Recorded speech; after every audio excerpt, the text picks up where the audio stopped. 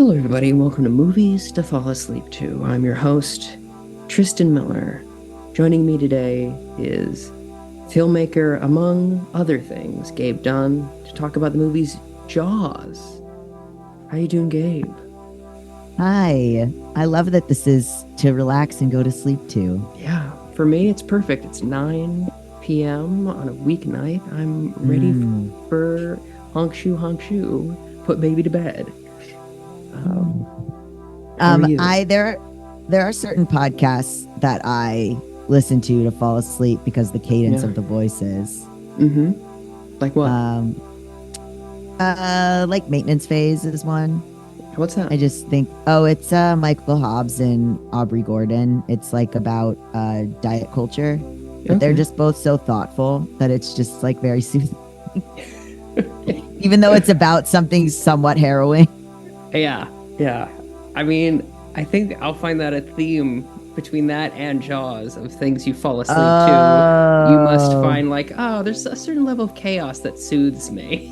Do you think? Do you enjoy reality television as well, Gabe? Yes, I do. It's all coming together. I just did a podcast about that today, about reality television for another podcast, and it was like me and my co-host, and she's more up on like Bachelor stuff, but they were like talking about a show from the early 2000s, and I was like, oh, I watched that. I knew that one. I was like, my household was a Judge Judy household, was a Cops household, was a like Jerry Springer household, and my co-host was like, no, not the same at all. I was like, what, do you guys read books? Gross.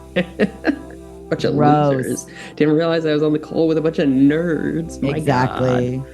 That's very funny. But I've always listened to stuff to fall asleep to, so I'm trying to give back in That's nice. some way I can, because I listen to audiobooks. Yeah, it's a great idea. And the reason I listen to audiobooks is because I have dyslexia, which means I can't be a good audiobook narrator. So this is me trying my darndest over here. Yeah. But yeah. Yeah. So, you chose Jaws. What the hell's that about?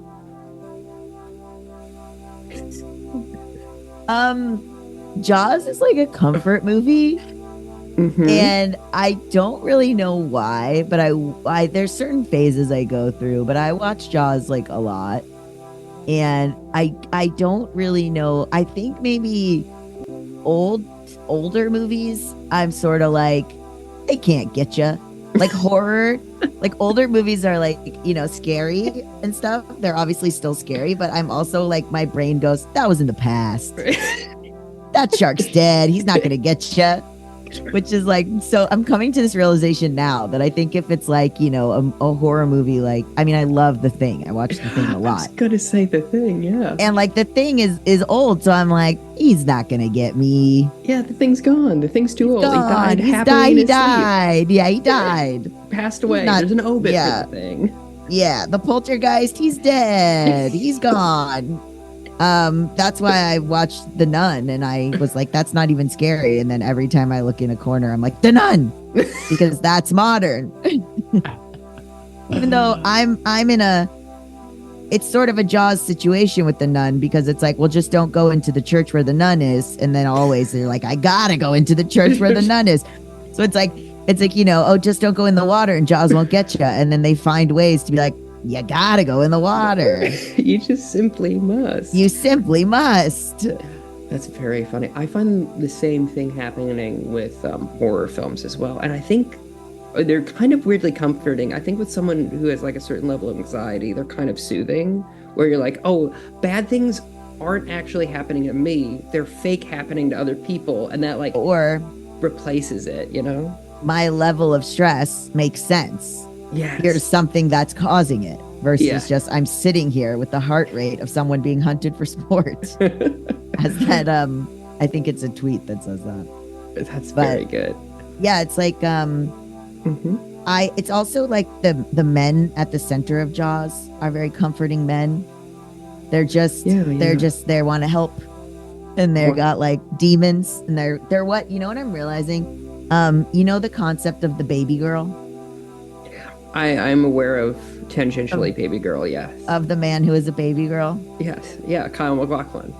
Yeah, Kyle MacLachlan's a baby girl. Yeah, it's just kind of, well, it depends. It's a guy who's like soft and like has like um is like soft and like, so like Andrew Scott was the latest one that I saw, was kind of being Mm-hmm. talked about as a baby girl, who's the actor who plays Hot Priest, but also he's in All of Us Strangers, where he gives like a heart-wrenching performance.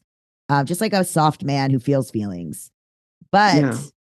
the other aspect of baby girl is a guy who is fucked up and is always in trouble or always in problems, but it's like either he caused them by his nature, he can't help himself, or he's just like something happened to him in his childhood or later and he can't help himself. And that is Mm-hmm. kind of like bad, like Kendall Roy being a baby girl. Oh, sure, It's sure, like he sure, just sure. can't help it. He's always going to ruin himself. Or like I was like Christopher from The Sopranos, baby girl. Mm-hmm. Mm-hmm. Your Like famous you're just Halloween like they're costume, right? terrible people. Mm-hmm. Yes, they're just terrible people, but you're like, "Oh my god, but just I could fix him." I think there's Mm. an element of I could fix him. I think So that's for they're sure. all of the men in Jaws are kind of baby girls. Okay. So you got it's been a little bit since I've seen Jaws. I didn't have time to rewatch it because it's not streaming anywhere that I have, which is crazy to think Oh, about. I've bought it. Well, yeah, I mean that's smart of you if you're going to watch it as much as you seemingly do. I think I've seen it maybe once or twice. But Oh, okay. there's shaved guy with glasses. There's old pirate Um, guy, and then there's Richard Dreyfuss. Those are the men that you're referring to. wow. Shaved guy with glasses. Hmm. Wow. Okay, so yes, that is Roy Scheider as Brody, Chief Brody. He's shaved Yes, head. Then there's marine biologist King Baby Girl Richard Dreyfuss. absolutely. Um, and then Robert Shaw, who is wounded Baby Girl, Hmm. is the professional shark hunter, is Quint. Yes. Um, and they're all put upon by this like harrowing situation that they didn't ask to get into. It's just happening, Yeah. and there's nothing they can do about it. And they just gotta, the only way out is through. The only way And out is through. and so the shark is coming. Shark, not baby girl. Shark. And the shark is coming, Bruce, famously famously Bruce. not baby And girl. Chief Brody, he just wants to do the right thing, but he's torn because if he closes the beaches, the Amity will have no income for the whole Hmm. year. Sort of a COVID situation. Ooh. Or the amount of times, by the way, during COVID where I realized movies were kind of under the themes that COVID presented us, such Mm-hmm. as not just Outbreak, not just Contagion, not just 28 Days Later, but also this movie. And then also the plot of Alien Yeah. is, hey, maybe we shouldn't break quarantine. That's the plot. That is true. That is the plot of it. So for Jaws, the plot is similarly pandemic-y, which is like, hey, there's a danger out there.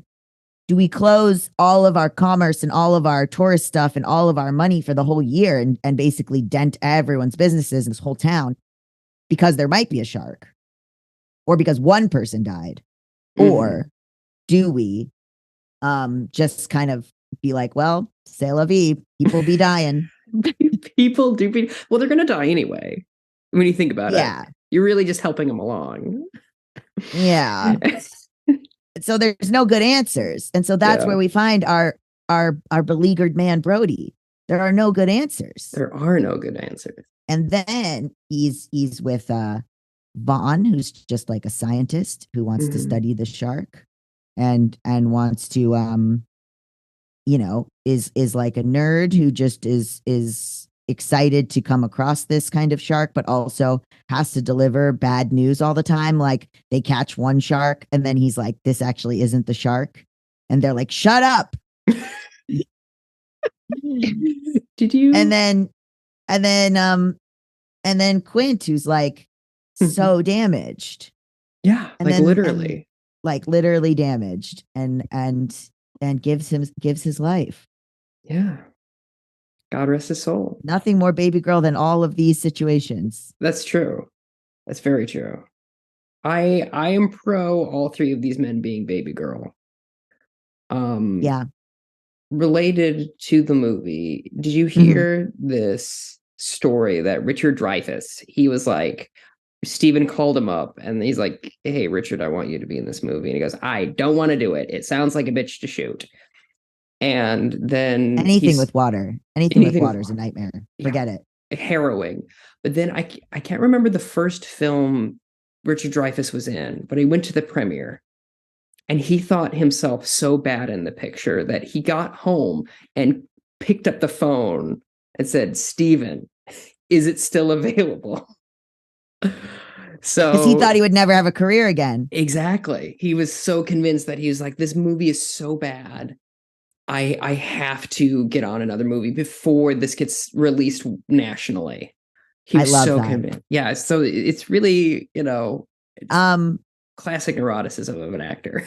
he's related and unrelated. He is so Mhm. hot in this movie. Oh yeah, yeah, yeah. He's a dime. He is so sexy in this movie. What's also crazy is, this is 2 years after American Graffiti, Yeah, where he convincingly plays a high schooler, and then he shows up. He has this massive beard, these like specs. He looks like every guy in Brooklyn. Uh, hot. yeah, he absolutely a glow up in those 2 years. Yeah, yeah, and like I just every element of how it got made, I think is like there's a Jaws the musical out right Yeah, now that I yeah. haven't seen that I really want to see that's about the making of Jaws because it was Mhm. all just so like haphazard and there were all these problems and the shark wouldn't work and And the director's like 24, which is yeah. insane to think about. And yet he Yeah. pulled it off. That's the thing. Whenever anyone comes for Spielberg, and I understand why, I'm like, but the man is a genius. Like this is like crazy good for that age. Who comes for Spielberg? A People lot who of don't like fun. people who don't, yes, They hate precisely. joy. They hate joy. They say he's like too populist, but I would posit that it's actually very difficult to create art that's popular with most people. That's really hard, actually. Yeah. Yeah. So, He taught us um, all about empathy for immigrants with ET taught us all about. and animal cruelty, I guess, is part of ET as well. I guess I've never seen ET. You've never seen ET? I've never seen it, and I don't know. I've kind of avoided it because I'm like, well, I'm in my 30s. Is it really for Oh, me? you'll cry. Will I cry when he goes Yeah, gray? Will I cry? you'll cry because it's just that little boy gives such a performance. Well, That that's little good. boy, his performance is I have a lot of mixed feelings about child actors, but he really he leaves it all on the screen. Is the Jaws the musical you mentioned the one with Shaw's kid in it? Oh, that's interesting. I actually don't know. Because there's one that's off, or I think it's on Broadway right now, or was briefly, that was at Edinburgh that had Shaw's kid playing Quint. That is amazing if it's true. Yeah. Let me look. Yeah, I don't know Jaws if it's a musical. musical, but I know that's also about the making of Jaws. So there might be I two want to see separate, it like so you know how there's bad. two Oh yeah, um Bruce. mhm. Bruce, a musical about the making of Jaws. Whenever I do think about Bruce, I do think about Bruce Falange, and then I think about the shark having Bruce Falange's voice, punching up scripts. Oh my god. There's even another play on the subject. The Shark is Broken, co-written by Ian Shaw. Yeah, that's the one I know of. That's Wow. so silly. Then We're this in Jaws. article says, do we really need another account of the Jaws backstory? I'd argue Yes, yes. we're doing it right now. Yes, Welcome. absolutely. But yeah, it was such a harrowing shoot. The shark didn't work. Everything was wet. They were under they were over budget. I don't know. I don't know.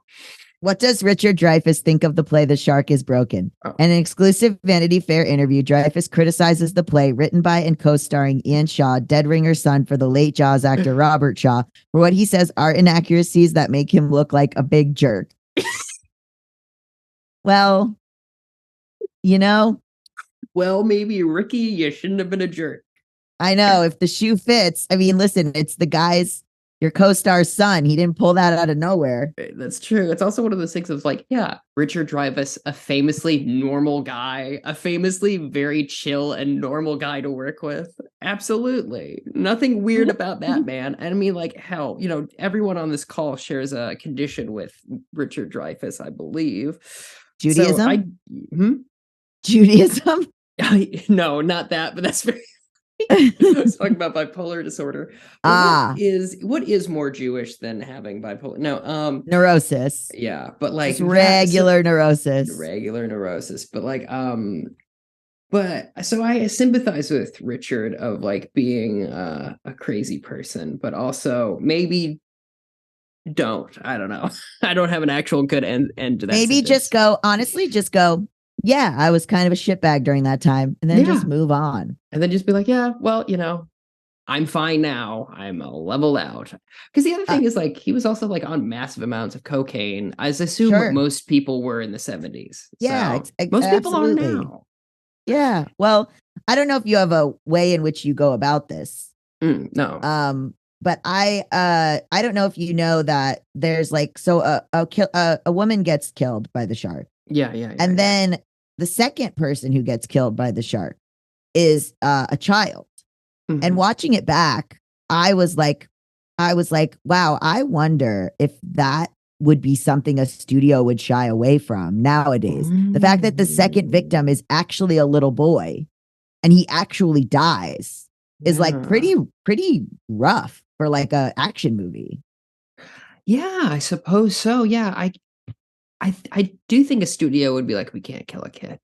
Like he could get injured, but we can't kill him. The only way you would get away with that, I think, is if you would suggest a dog and then work back to a kid.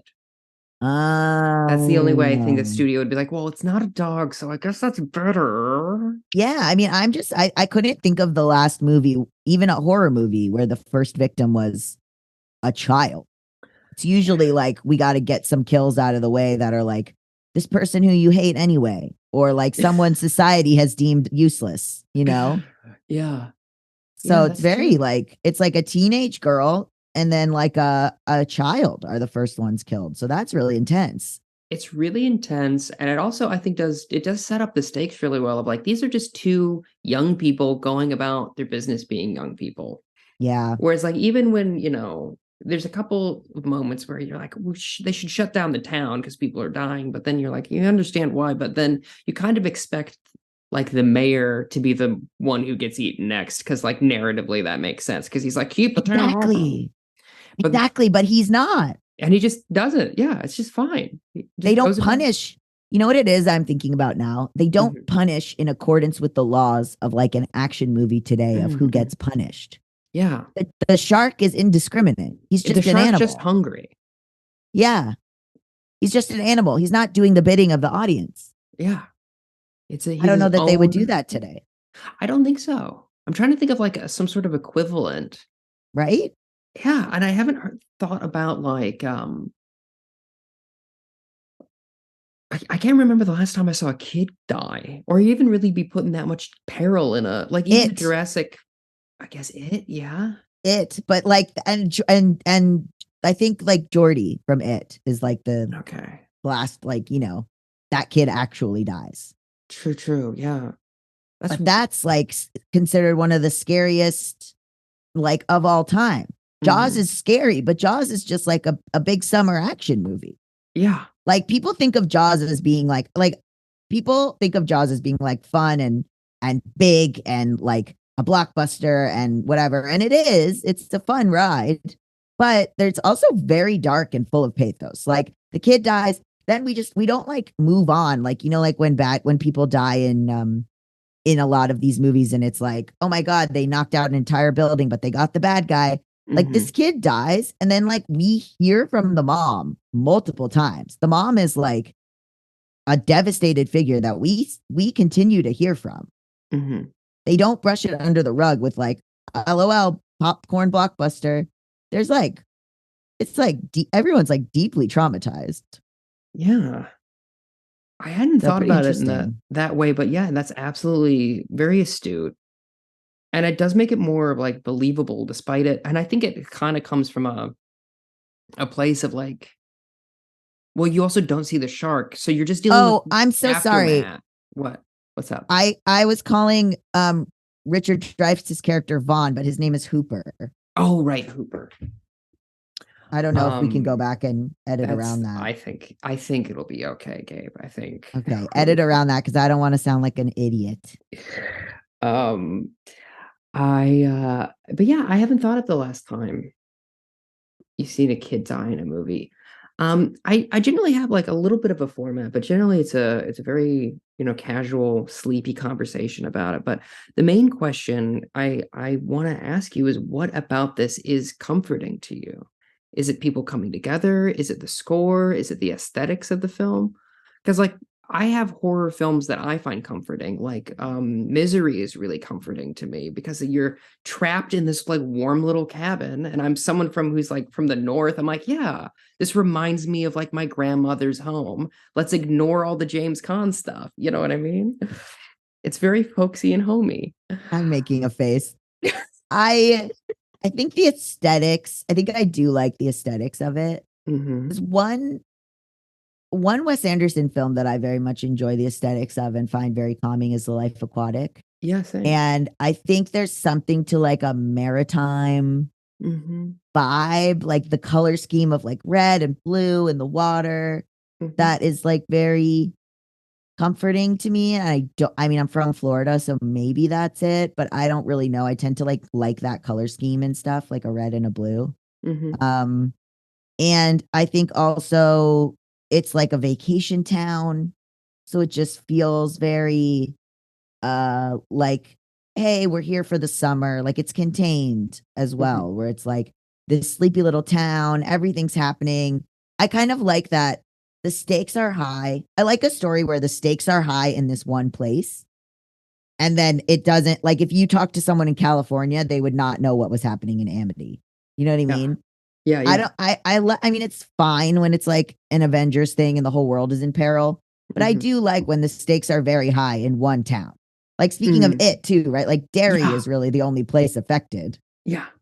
Like, I like when it's like one possibly New England town where things are going awry and it's Hmm. very high stakes, but also like we can all get together and handle it. Absolutely. I And know. you know what I Mhm. love? I love a get the gang together. I love a like Yeah. every person has their thing that they're good at. We gotta get the gang together. Like Inception. Ooh, I love Inception because I feel and like Ocean's 11 and stuff. Like I feel Hmm. comforted by like every member of this group has a expertise. We're not gonna Hmm. let any balls drop. Hmm. Yeah, I agree with that. I found the that first J.J. Abrams Star Trek so comforting for that same reason of like we're getting Mm-hmm, everybody together. There's a team. There's something that's like very comforting about like people like literally coming together and working together. mm-hmm, mm-hmm. Um, that's Someone really. finding someone. There's also something so in my heart about like someone who is really troubled and fucked Mm. up, and then they find redemption in the end, usually by giving their life, which is not great IRL, but storytelling wise, the Sure. redemption of being like, I my life isn't worth anything, and then you give it up to save everyone. I have a little story about a guy named Jesus Christ that you might enjoy. No, he didn't have a bad life. He was He, born. No, he was born. He was basically told, like, you're special. And then he just kind of like walked around and gathered followers. And then he got betrayed. But up until he didn't give his life in order to like what he wasn't like, I'm a sad sack and my life sucks. I'm gonna the Garden of Gethsemane is particularly harrowing, where he's literally praying for God to not make him die, and he feels he doesn't guilt.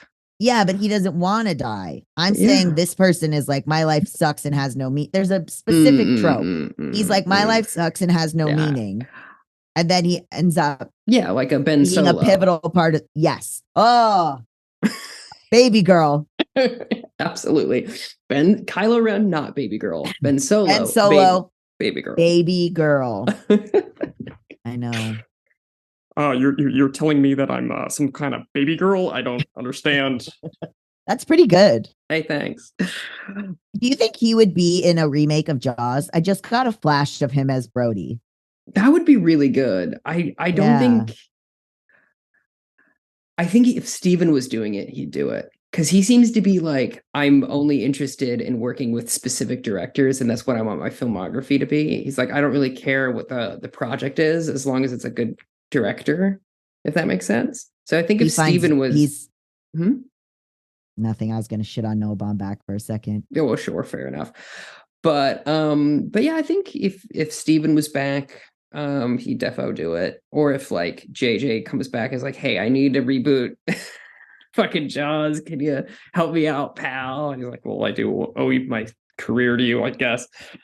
You know what? Well, he owes his career to Lena Dunham. You know what That's also sucks true.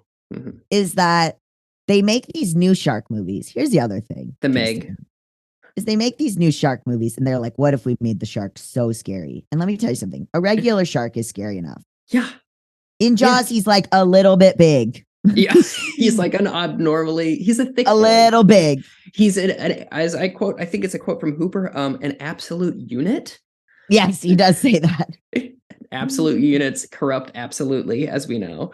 Of course. Of Like course. we don't need like prehistoric mega shark. We don't need like they're sharks with like intelligent brains, like in Deep Blue Sea. No, regular shark is bad.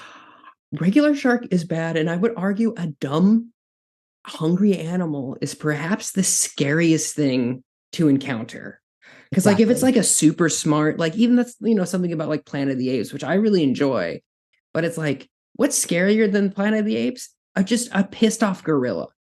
Right. Like you can't reason with them. They don't have a plan. Their plan is your fucking food, and that's it. Yeah, that's it. It's so scary. That's one of the reasons I'm very afraid of bears, because they're very stupid, but they're just smart enough to like figure out how to open a door. You know what I mean? It's that perfect, oh, there's just trouble. Yeah. So there's nothing you can do about it. It's just like coming for you. Yeah. You're done, gonzo. But yeah, I do like the fact that the shark is like a little big and isn't a place where it should be. That's the other interesting thing about it. It's like, we don't get great whites here. If this was like in California or whatever, this would be like kind of normal, but not exactly. So I think that's also kind of an interesting idea of like, there's this as is with a lot of I think Spielberg's stuff, is like this exploration of like the abnormal within like a typical American town. There's an other coming in, and it's like this almost an invasion, but not so dramatic, but an invasion of one. But I think that's something that Spielberg touches on a lot, and David Lynch touches on a lot, and a bunch of other, that subversion of the America that they grew up with, which I think honestly quite comforting as well, because there is something so small towny about Amity, and then like you're like, oh, this should be a really lovely place if were it not for the shark. Yes. I also think it's interesting because I can't remember if I'm remembering this incorrectly, but I think the reason that shark is so like doesn't usually go in this part, it's not his fault. I think there was like he got lost, right? Or there was something where he went like there's like an offhand thing about like the water got diverted or something. Yeah, there's a current that he was following and they got diverted into a new place because of like weather. So honestly, shark, baby girl. He didn't ask for this. It's not his fault. He's just going around doing shark business. Yeah, shark's gonna shark. And he didn't do this on purpose. This is even more like he's sort of like a like a rat in a cage. You know what I mean? Like he's Yeah. just raging. He doesn't know no better. You don't know no better. He don't know no better. He's, if anything, he's kind of a hero because he brings the town together. So Mm-hmm. maybe he falls into both of your tropes of baby girl and self-sacrifice. Yeah, and You know, self-sacrifice. the shark works in mysterious ways, is what I'm The trying to say. shark, Quint needs this win. He Yeah, needs to die for a purpose. The shark provides that, yeah, it's thus beautiful. sacrificing his own morality. Mm-hmm. It's beautiful when you think about it. Yeah. Oh, it's a beautiful film. Um, what are I don't know some? why it's comforting, Tristan. I don't know. You've been sitting on that. It's just weird. I think there's a formula to it. I think there's um like that it's going to end up relatively fine. You know Mhm. what? I think maybe as a trans guy too, there's like some comfort to this, like these got three guys hanging out and they're all scared and they're all openly scared with each other. And that scene, the scene where they're under the boat and they're like getting to know each other Yeah. and like laughing, just the like male friendship, the camaraderie, the like understanding, the softness. There's like a slight, maybe just in my mind, sexual tension between everyone. No, I think other people have also picked up on that. Yeah, for sure.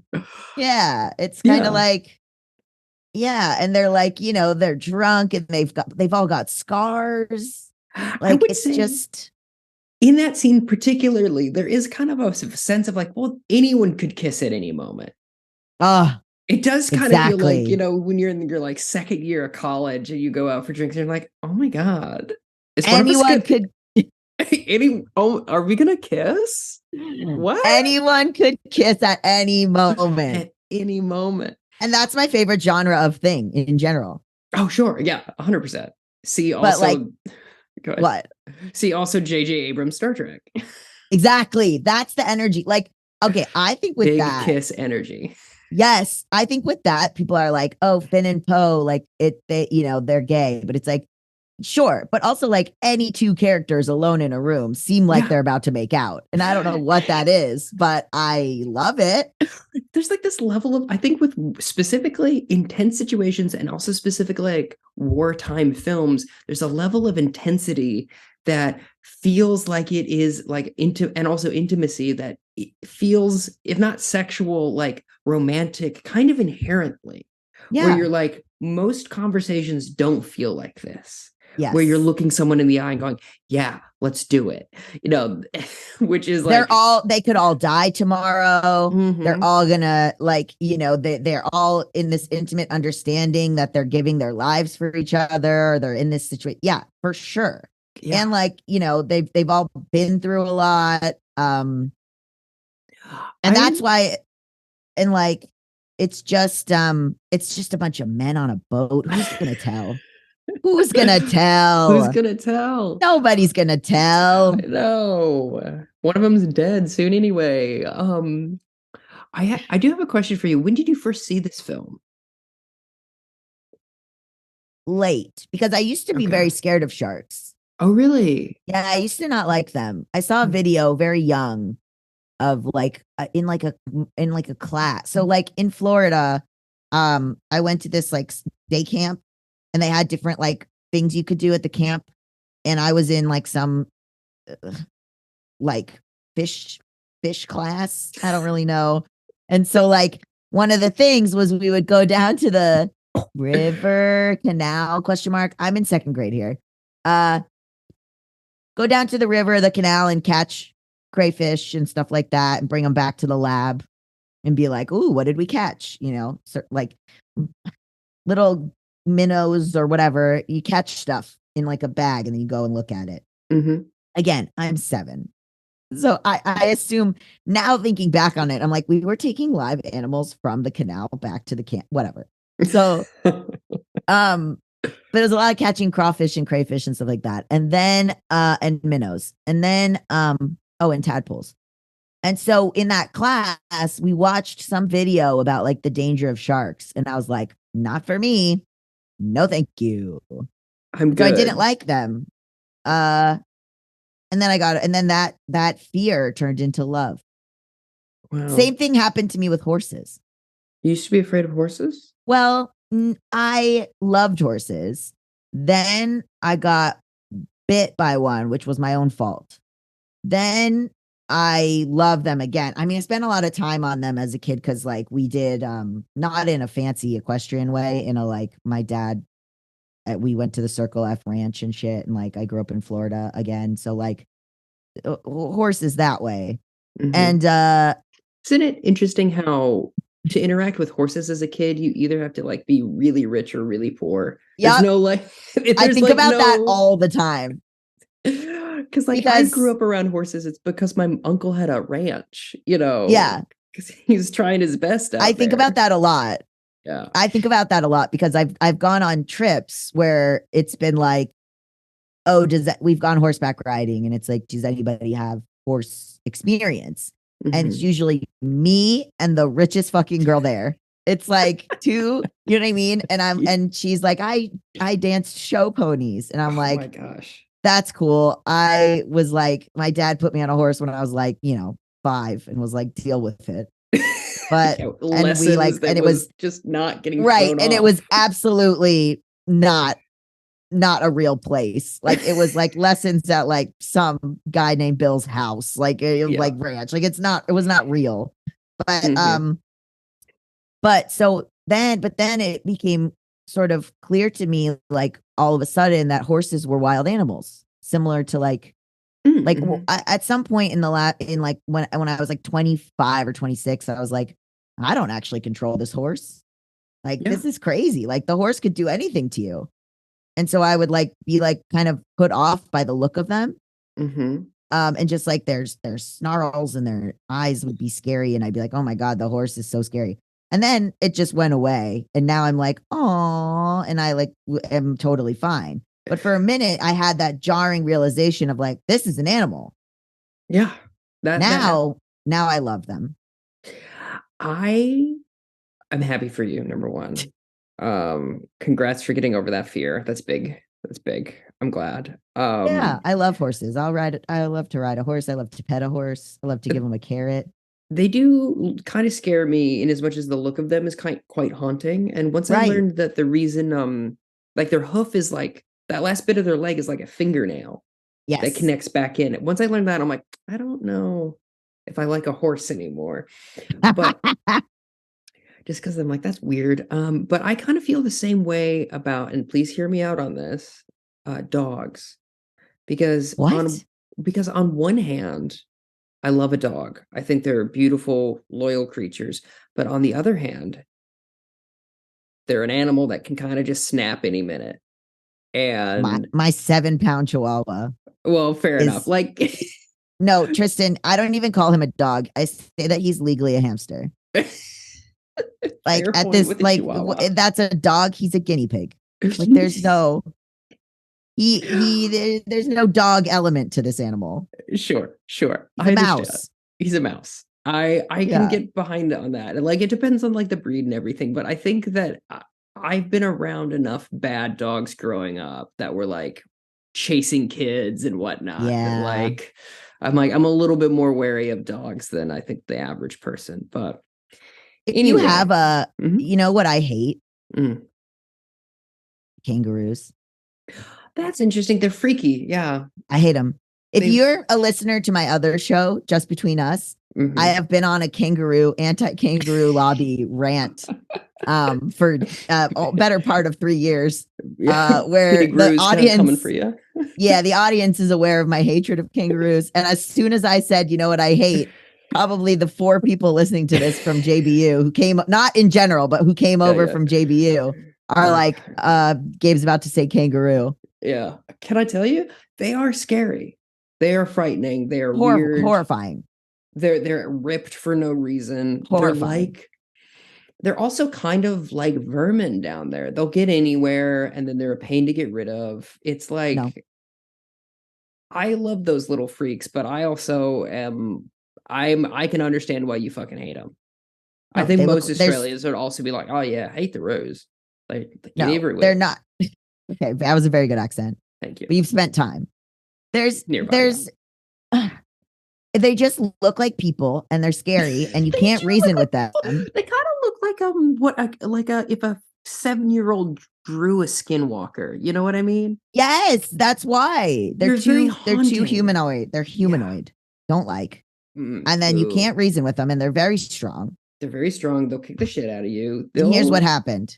Fucking A. Milne goes on, Yeah, writes you come Winnie for the A, Pooh. get his ass. We made Winnie the Pooh, said, "Ooh, we're gonna make kangaroos cute and fuzzy and fun," and then we didn't properly learn the dangers of them. Yeah, that's true. That is very true. That Is was A. Milne a real guy? yeah, yeah, he's a real man. Well, was. He's dead now. But and Christopher Robin, his that's his real son's name. They're both, I believe, Oh, dead that's now. very cute. Yeah. Christopher Robin hated those books, which I find very funny. Well, He particularly hated his dad for publishing the bedtime stories he would tell him as a kid, and he's like, I feel betrayed. No, he it's was quite humiliated by him using his name. yeah. I can Oh, understand that. come on. No, get over it. So back to the movie a little bit. Um, you saw it late because you were afraid of sharks. So it's not a nostalgia thing for you either. No, I saw it probably in college. Okay.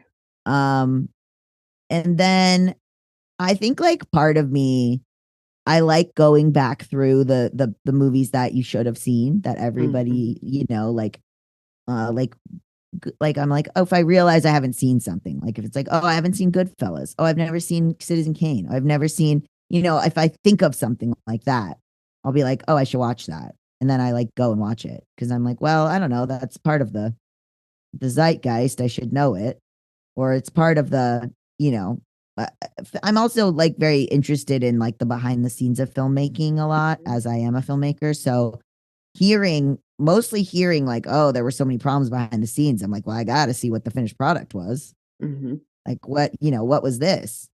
And and so I saw it and I very much so it was pre-transition. So I think I very much liked Hooper and like the masculinity that he was bringing.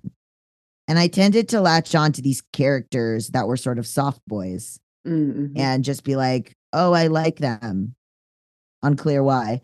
And and then I would just like I went on the Universal Studio tour. And they have a big part dedicated to Jaws. Mhm. And then I just sort of sometimes get on a tip where I like knowing the most about something. So then Mhm. I'm like, I should watch this a bunch of times so that I know a lot about it. For no reason, like other than just being like, I don't know. I think like people who like Jaws like to talk to each other about Jaws. It's Mm. kind of this weird, like I know there are other movies like that. Like I'm sure, like I like The Godfather, but I'm not like a Godfather head. I'm not a horse head. Is that what the Godfather fans call That's very themselves? funny. They should. Horsehead is very good. I do Yes. like The Godfather. I have a Godfather mug, but like, Can I tell you? I think there's what is it? Can I tell you? I've never seen it. Is it any good? That Is needs it me. any good? Are you kidding? I no, I'm not kidding. I understand that it is good. I have not seen it. I've yet to. It's good. I love Al Pacino. Oh, Pachichi. I love him. He can play a Jew anytime. Italians, Jews shaking hands on being Like able to play each other. fair enough. We let it. My friend said, what was the other one? Oh, I said Italians and Jews. My friend who's Filipino was like, and Filipinos and Puerto Ricans also shook hands. We're not going to give each other shit for that. uh, I respect So, it as a mhm. wasp. I'll stay out of it, but I respect Yeah. it. Yeah. So like, um, the movie itself, and then it just started being something that I could put on in the background. Mm-hmm. Um, because I just knew what was going to happen. And also, I don't know, there's certain movies that become like background movies for me that I'll watch over and over. And they're usually older movies. I don't usually have a lot of like when friends of mine are like, "Oh, I watch like OO's," you know, like some of my friends, She's the Man is their comforting movie, Mm-hmm. and they'll put that on. Like all these movies from childhood. Like my sister will put on Legally Blonde or something like that. I'm not like the movies I grew up with person. Mm. I'm like I'm like and maybe it's because I'm like, I don't want to do I don't want to remember who I was in middle school. I'd like to watch a movie that I simply was not in existence when it was created. I don't know. That's more comforting to me. You know, I kind of I kind of feel the same way, specifically about television and stuff. And I think it might come from a different place because as someone who wants to be like a working actor, it's sometimes really hard to keep up with new stuff because like you watch a TV show or Mm-hmm. whatever, and I'm like, well, why am I not in this? Whereas if I'm watching like Deep Mm-hmm. Space Nine, I'm like, well, there was no way I could have been. It's And go do ahead. you love Deep Space Nine? It's great. It's a great. That's that's my fave. Is that It's your fave Trek? I think I like Voyager a little bit We more. get it. Just You're a feminist. We get it. uh, number one, yes. Number two, I like Janeway as a captain best, I think, but also as much as I do love Deep Space Nine, there is something comforting about being in an enclosed space and the Oh, because hum of the Voyager, yeah. cabin. But as far as like what I think Deep Space Nine is the best one by far. I think it's the Yeah. best out of those three, at least. Those are the only three I really watch. I haven't got anything more recent, to be honest. Have you ever done the thing where if you go on YouTube, you can find the sounds of the deck Oh, and oh yeah, it's like calming while you work. You can listen to the sounds of the deck. Oh yeah. 100%. I Wow. have wanted to because like all of those treks were there was a point where they were overlapping, right? Yeah, a little Part of bit. Yeah, me, there's like a crossover episode of Voyager and Deep Space Nine, I want to say. and I think yeah, but I always wanted to do like a figure out the exact scheduling of like what night they Mhm. were and like watch like I'm watching, Voyager again, but I'm only watching it once a week to really recreate the situation. But I love that. yeah. That's stressful. I love Deep Space Nine because it's just unhinged It and is everyone is so all the characters are so wild yeah, and for like sure.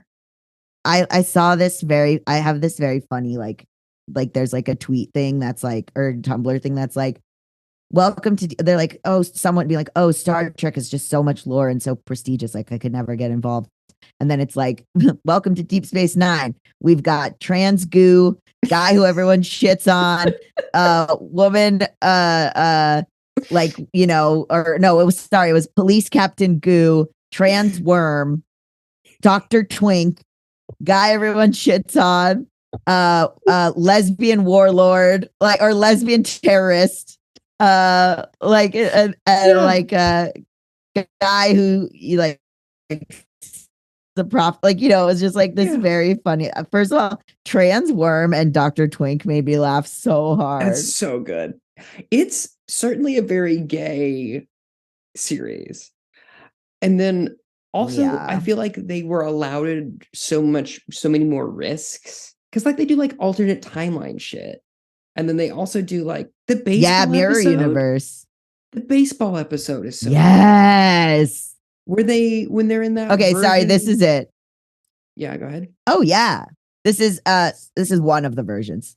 Star Trek is woke now. Really? The main characters of Deep Space Nine are Black Jesus, bisexual terrorist, trans worm, Dr. Twink and his boyfriend Fashion Lizard, traumatized goo, communist himbo, and pro-union Irishman. There it is. Very good. Ugh, A plus, no notes. But yeah, I think they're one of the biggest compliments. It's tricky because as someone who has dabbled in filmmaking and is an actor and that sort of stuff, it's sometimes you want someone's full attention, right? But Mhm. I really do think it's such a huge compliment when you say, "Oh, I put your movie on to fall asleep." or I do it when I want to, get chores done because I'm so familiar and it's so comforting to me. And I think that's a huge compliment to a film. Yeah. I think so too. I mean, I wonder sometimes if people don't like that, something's put on in the background. Cause I guess if it's your thing, right, you're sort of like, but look at this part, but look at this part, but look at this part. See what I did here? So I feel bad when I like look away or something, but it also like if you put stuff on, you watch like my YouTube episodes and stuff, I'm never like Can you upset repeat about that? You it. cut I'm out. always like, oh, I love that. Oh, I'm never upset when people say that they watch like my YouTube episodes, like my old YouTube episodes, and like, they rewatch them or they go to fall asleep. Maybe after you've done so many movies like Spielberg, you're kind of like I don't remember. Like someone came up to me at Sundance, was like, "Oh my God, you're my favorite video of yours," and I was like, "Did I make a video about that? I don't even remember." Spielberg's probably like, "What was Jaws like? Who cares?" I don't know. I'm too busy trying to figure out my mom and my dad shit. Don't have time for your shark stuff. Right? I'm at the point where I can be I emotionally imagine it's vulnerable the for the thing where first the time. fans know more than the guy at this point, like George Lucas. You know what I mean? Where we're like, in Jaws, the part where Quint says blah blah blah, and Spielberg is like, I'm traumatized by my mom and also being Jewish. I don't care about the damn shark. I saw a very We don't have time. I saw a very good tweet about Spielberg the other day. They're like, it's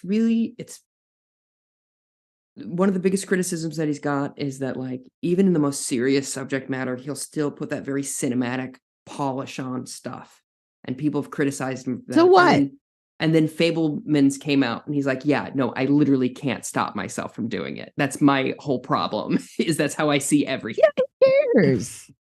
Yeah. Let him have it. It's like He's people start giving shit to people who have an aesthetic, and it's like, okay, you try to build an aesthetic then. You think you could do Wes Anderson? Go for it. You think you could do Sofia Coppola? I beg of you. I beg of you. 100%. What are some of your favorite moments from Jaws? Because I one that I want to share with you, but I want to know, besides everyone maybe kissing when they're drinking. Sure. I was gonna say right after when Quint shoots the radio, because it's so annoying. It's such like a whatever the opposite of a Deus Ex Machina. It's so annoying, but you like get it, but it's so fucking annoying. I also love the part where Hooper is having wine with Brody and his wife. I thought that was really nice. Sort of beautiful polyamorous situation. Yeah, there's a lot of domestic sort of moments in Jaws in a way that I feel like we don't see a lot of anymore. People just like sitting around talking. Like also because I think, not to be this person, but like how phones have changed everything, blah, blah, blah, blah, blah. But like the idea of like going around to your friend's house and just like sharing dinner is like kind of crazy to think about. You're cutting out a little bit. Oh. Am I back? Yeah, like there's so many more. You're back. In older movies, there's a lot more dinner scenes of people just like sitting at dinner and talking. Sitting at dinner and talking. Bring back a shared supper, a supper party, if you will. Yeah. What's the one that you were gonna say? For whatever reason, when people go, "Oh yeah, Jaws," the first thing that comes to my mind is Richard Dreyfuss pulling his lips apart and sticking his tongue out. And I don't know why, but that is just completely, because to your point about like his performance and everything, he's very soft. He's also very childlike in a weird way. In a way that's like, I just love fish. I love to go look at a fish. He's very gentle, but he's also very like annoying like a kid is. And I really enjoy that. But for whatever reason, that's been stuck in my head ever since I saw Richard Dreyfuss's Inside the Actors Studio. They played that clip. And I was like, really? Oh, maybe, yeah. And that was like when I was like, I don't know, in my teens. And then I didn't watch Jaws until I was like in my 20s. So I don't know what that's so funny. The hang up was. But yeah, I think there's a well, you like it because it's like a silly little character moment. I like it a lot because it's a silly little character moment. And, and I think it's it's also like, this sounds so corny. It's like a pretty big choice, kind of a Yeah. risky thing to do as an actor, to be like, I'm going to literally go in a movie.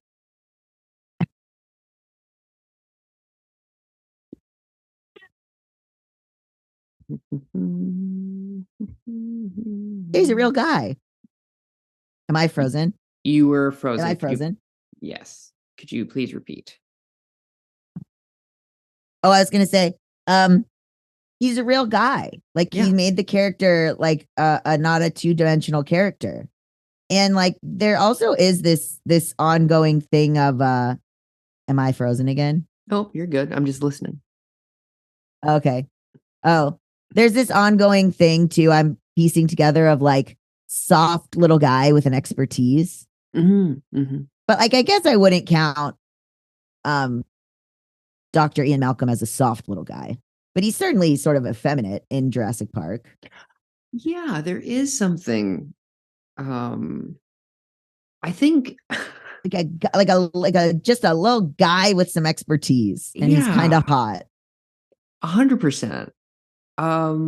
That's interesting to bring up Ian Malcolm, because he's both feminine and masculine in that role. And I think part of the reason he's feminine is it's the gaze of the camera is he's shot in a way that's similar to how like beautiful women are often pictured in cinema. Oh yeah, he's like, but he's also I mean, Jeff Goldblum by nature is a little bit swishy.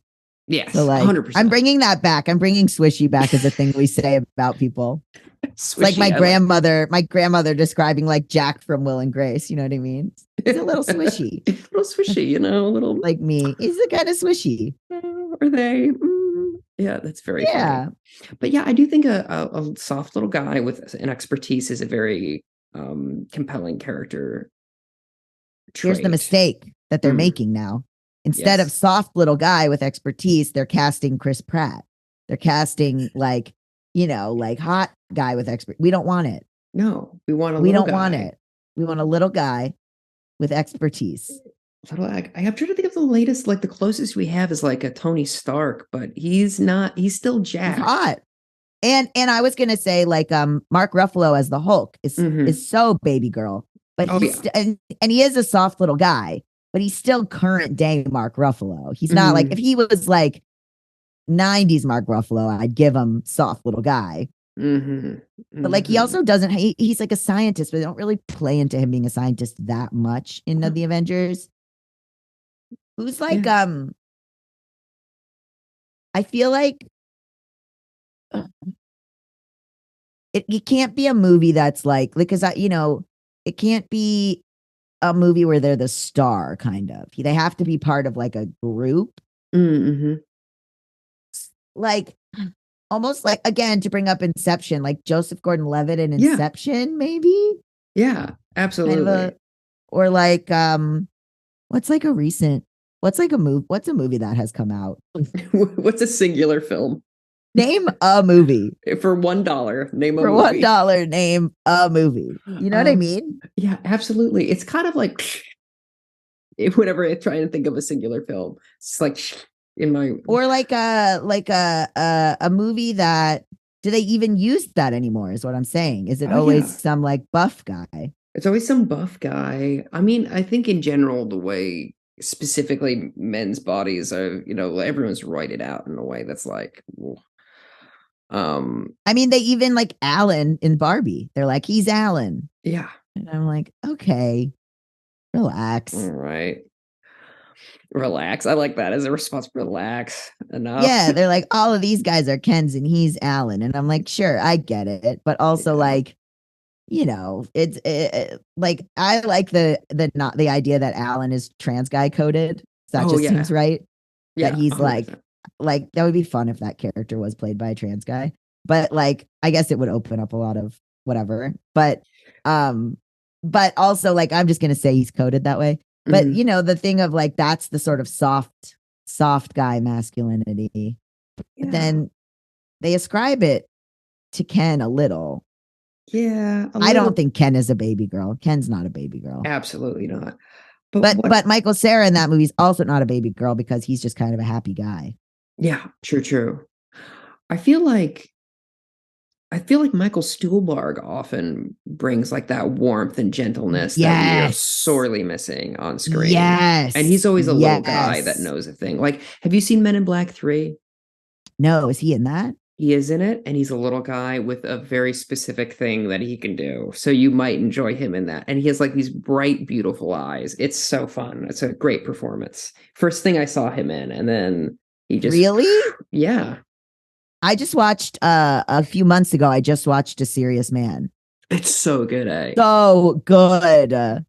Someone did a video essay about like how many times he says what is happening in that Yeah. movie, and it's like upwards of like 60 or something. It's Yeah, insane. and that's correct. Yeah, I like the genre of Jewish stress. That's what it is. And Richard Dreyfuss is having Jewish stress. that's true. The genre that I like is Jewish stress. That absolutely makes sense. I'm glad we cracked it. Wow. Wow, That's what it is. Mm-hmm. Yeah. Do you see Beau is Afraid? I have yet to, but I've heard things about it. Should I? Okay. Nobody saw it. Nobody cares. It's okay. It came out in early 2023. So it was like, it's one of my favorites of 2023. I loved it. That is a movie that is Jewish stress. Okay. I would say my Letterboxd review was like, take an edible or a Xanax if you have mommy issues before watching this 3-hour panic attack. It's so, but then like, I loved it. 10 out of 10, no notes. Good to know. I've been meaning to see it. One of my roommates, he has the Blu-ray of it, and I'm like, okay, no excuses. It's just sitting there. So I would imagine you liked Uncut Gems as well, because that's again Jewish stress. Exactly. That's like high intensity Jewish Uncut stress. Gems was also great. And I feel bad because I also saw that somewhat recently.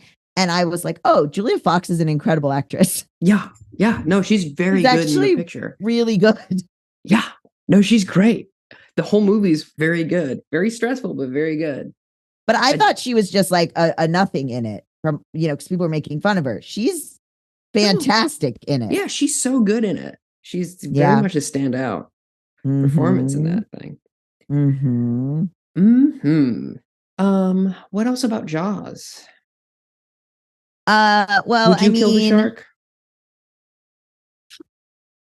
You kind of have to. Yeah. I mean, it's not a Free Willy situation where you kind of guide it back to where it needs to go. That's true.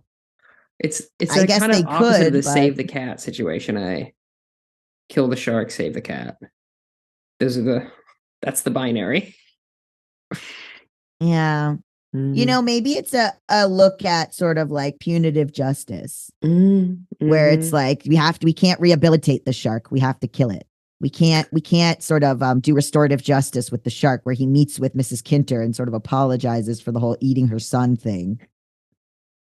The fact that the character's surname is like Alex Kinter. You are so in it. They're looking for him. Your jaws pilled, Gabe. Your jaws pilled. It's incredible. They're looking for him. And the fisherman who dies, Ben Gardine or something. Gardine. They find his I don't know. They find his boat. His name's Ben.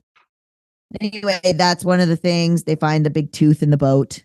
But yeah, so I mean, I think you do have to kill the shark. I think I do sometimes that, because like is it one Brody and Hooper both live and they swim to shore together.